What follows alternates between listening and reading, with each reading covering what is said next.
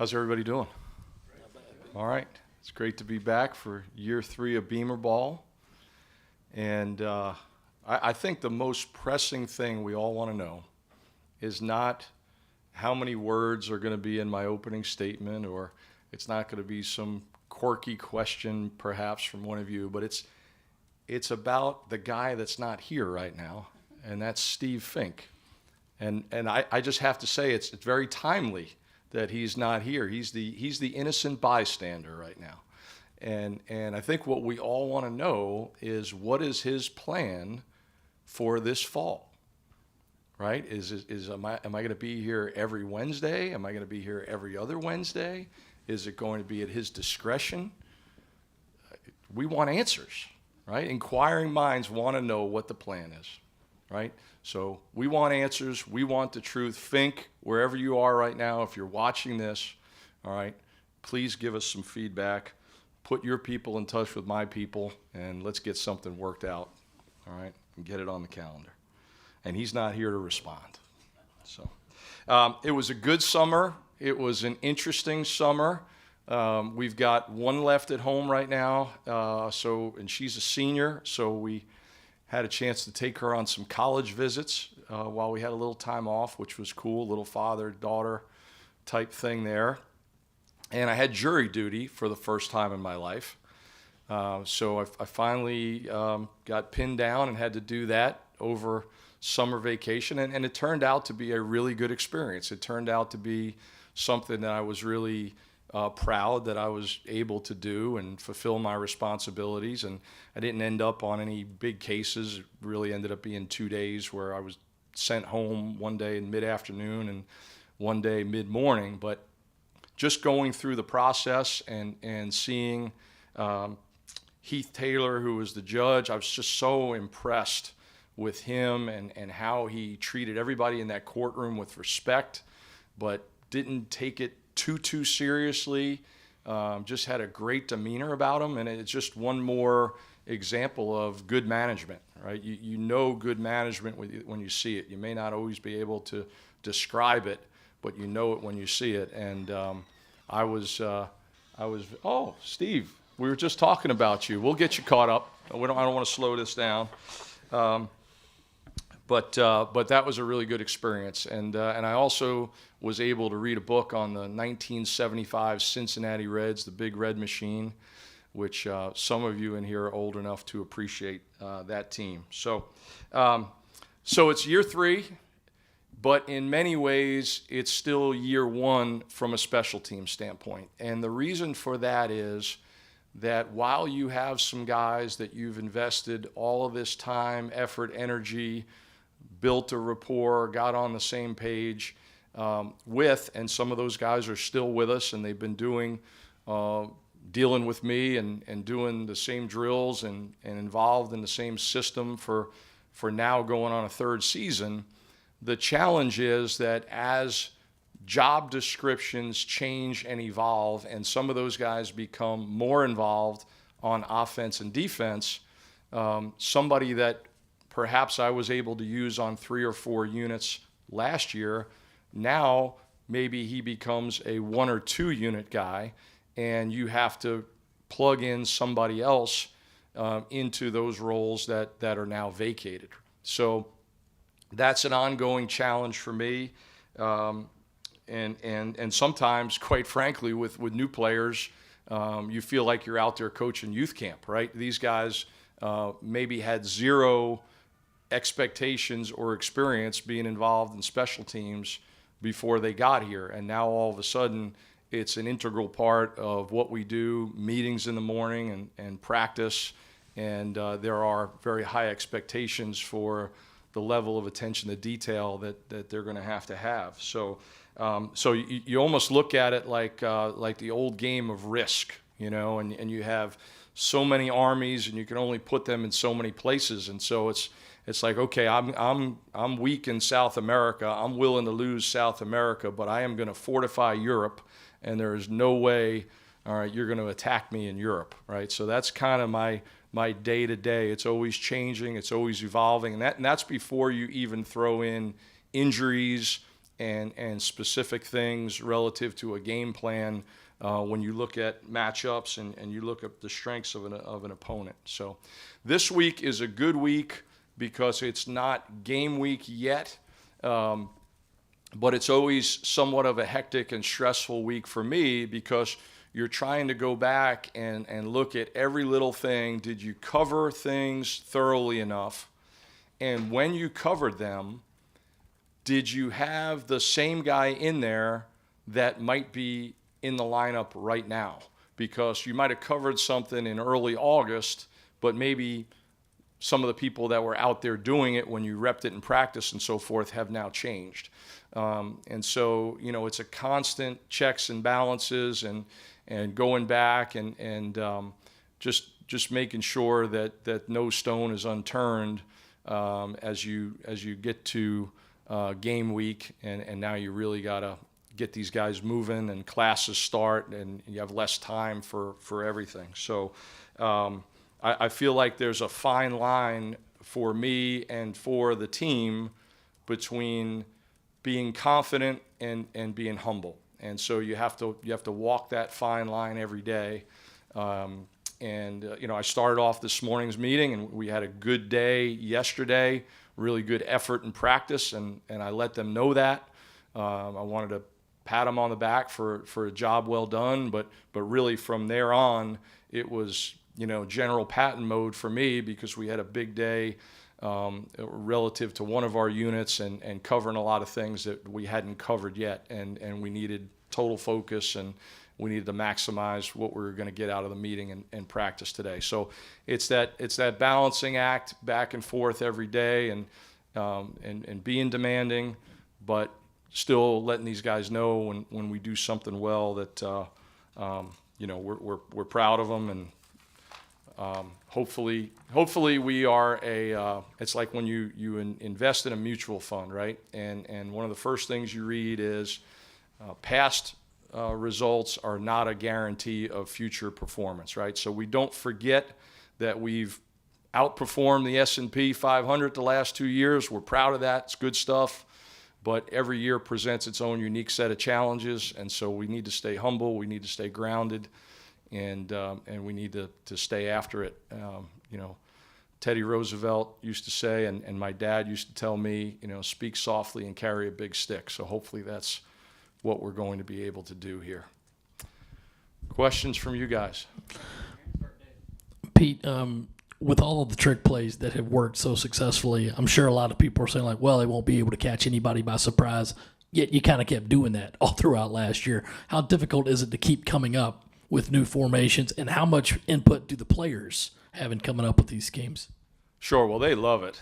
They are into it whenever we can prepare them for something that might be a potential call at the right time.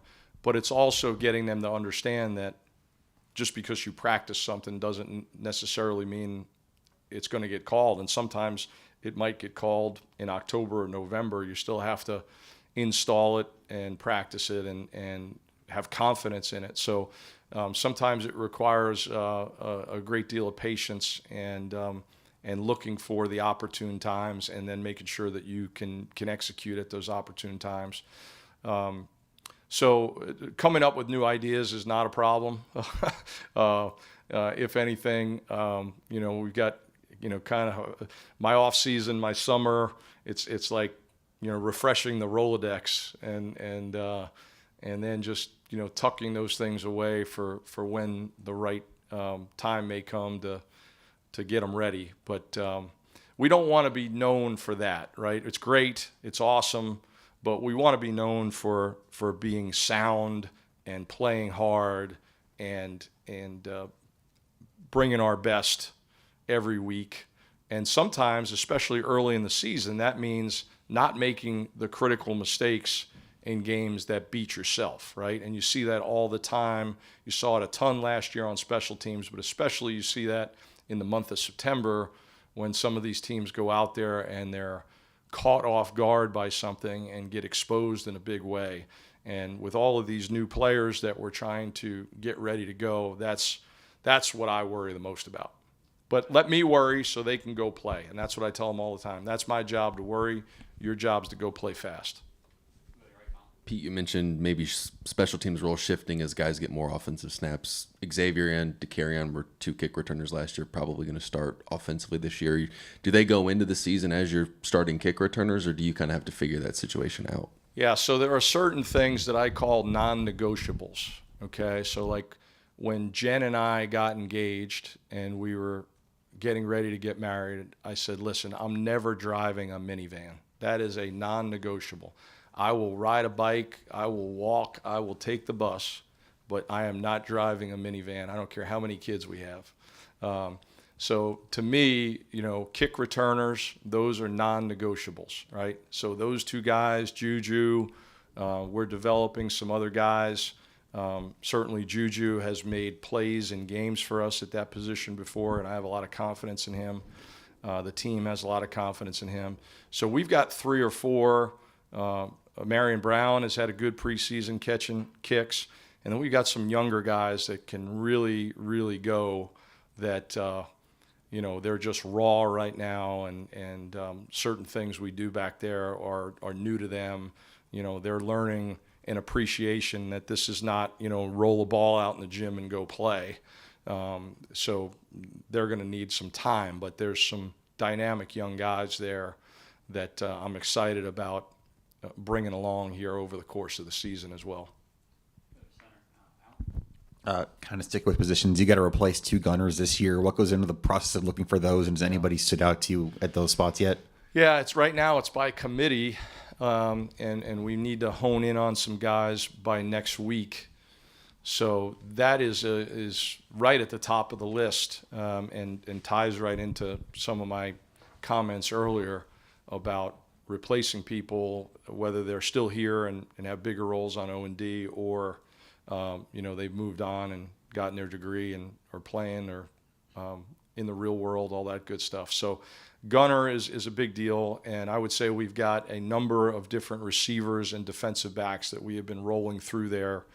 So we may be 1s, 2s, 3s with our punt, but we may have 7, 8, 9 guys at gunner that roll through on each side, so that we make sure we're evaluating a lot of people, developing a lot of people.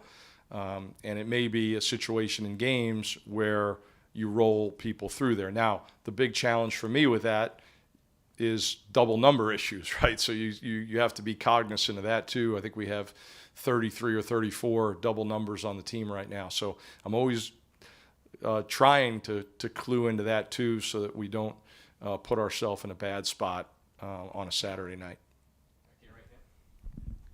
Have you seen the TV show Jury Duty? I think it's on like Amazon. Only an ad for it.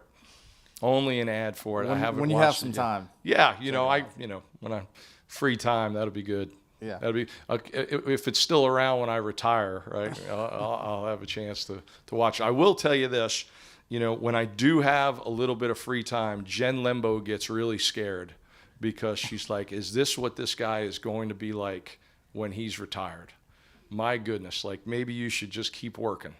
When I start to, get antsy about preseason camp coming and, start, just demeanor changes a little bit around the house, and she knows I'm starting to drift away. But in some ways that's like a good thing, because I've probably driven her crazy for the last 2 or 3 weeks before that. Yeah. So. With all the young guys, new guys, whether they're from the or whatever, are there a handful that you can maybe name that folks can expect to see a good bit of with your groups? Yeah, well, first I would say that we have some walk-on guys that have really developed over the course of our time here, and some of those guys are starting to make their presence felt in drills and work their way into role-playing positions on certain units. So I'm excited and proud of those guys that they've stayed the course and really, really learned our system as thoroughly as they have, and that's always really, really good to see. Some of the young guys, just going back to a previous question about returners, We're looking at Vakari Swain back there. We're looking at Tyshawn Russell back there. I think those two guys are really dynamic. Elijah Caldwell has done it in high school, and he's very natural catching the ball as well. So those are three guys that I think have some potential to help us as returners and maybe in some other spots on special teams as well. When it comes to, refreshing the Rolodex, as you say, during the off season, what does that look like for you? Like, is that watching last year's film? Are there other teams and coaches that you study their things? Like, where do you pull new ideas from, I guess? Yeah, it's a little bit of everything. And we have access to so much video. Our video staff does a great job of importing all this different video. And so the first thing I'll always do is really thoroughly look back at us and what we did well and what we didn't do well and how people attacked us, because your opponents are looking at that stuff as well. So you want to make sure that through the spring, the summer, and preseason that you're addressing any potential threats to what you've done. But then I do a lot of studying comparable opponents, teams that are running stuff that is somewhat similar to us, and maybe they're doing things just a little bit different way. I watch a lot of the big plays in college football on all the different units and look for trends and look for things that might fit us. We ran half the muddle huddle snaps in all of the FBS college football last year, so there were 14 of them. So I watched our 7, and then I watched the other 7. Usually Army's in there for a couple. Jeff Munkin, who's a good friend of mine, the head coach up there, who actually has a daughter that comes here to South Carolina. He's a big muddle huddle guy, so we usually have a conversation at some point over the summer about that as well. So there's some good video available to learn from, and then I sort of have my core group of guys, whether they be former assistant coaches of mine or some good friends in the profession that I'll talk to. I think as the years go on, while I still love to do clinics and talk about some of the basic stuff we do with high school coaches and college coaches, and I really think that's a responsibility of ours to give back to the profession. When it comes to some of the little things that I hold dear, I find myself being a little bit more tight-lipped about some of that. Specifically and talking in detail only with a smaller handful of people. Hey Pete, after the first spring game, first scrimmage a couple weeks ago, Shane was talking about how like Nick Harbour and some of the younger guys getting on. I think you guys call it the punt pressure team, the unit. When you look at some of those younger guys, how are they coming along in the sense of buying into what you're talking about? And you kind of talked about it with Hill a little bit, but those other positions that kind of get overlooked but are very important, obviously, with what you guys are trying to achieve.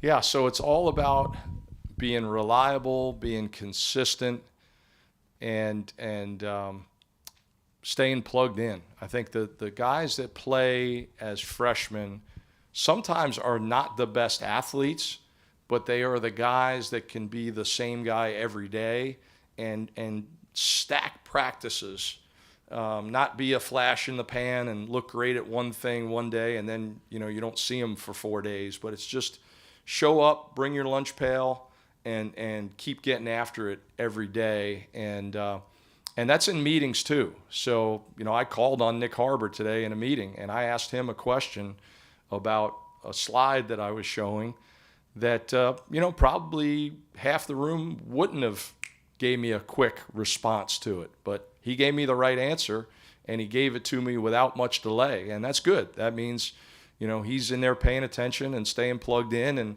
and he's got a football IQ, and so those are things you look for, and it's a process. And Shane did a great job of talking to the team about this earlier in the week. Like, not everybody's a ready-made guy, and is able to be out there.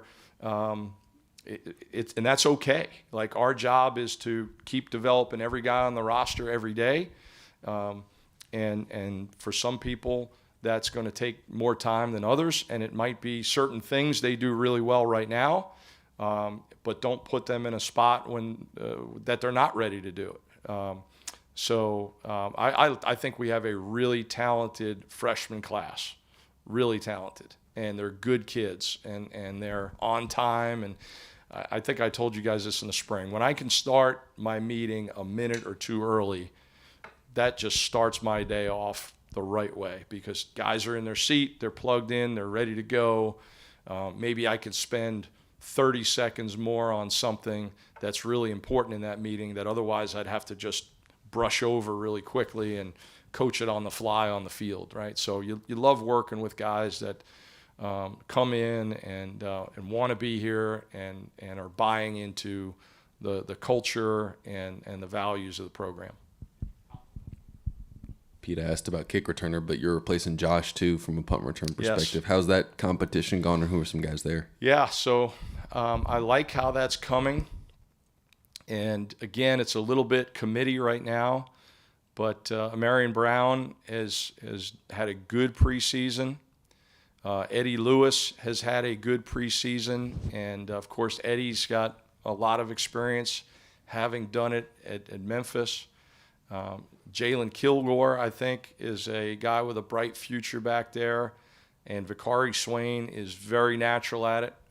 I've been repping him a little bit more here recently and need to continue to get him some work. And then Juju can do that as well. So I feel like for one spot right there, we are very deep, and we could very easily go two deep returners in some situations if it called for it, and feel very comfortable putting two guys out there on the field. You might have a team that's a big rugby punt team, and you like to have two returners back there so that if those balls are going in different directions, now you have the ability to field more of those kicks. So I feel good about our punt returner situation, and we'll see how things evolve here over the next 10 days and who trots out there in Charlotte next Saturday night. All right, great seeing everybody. And I don't know when I'll see you again.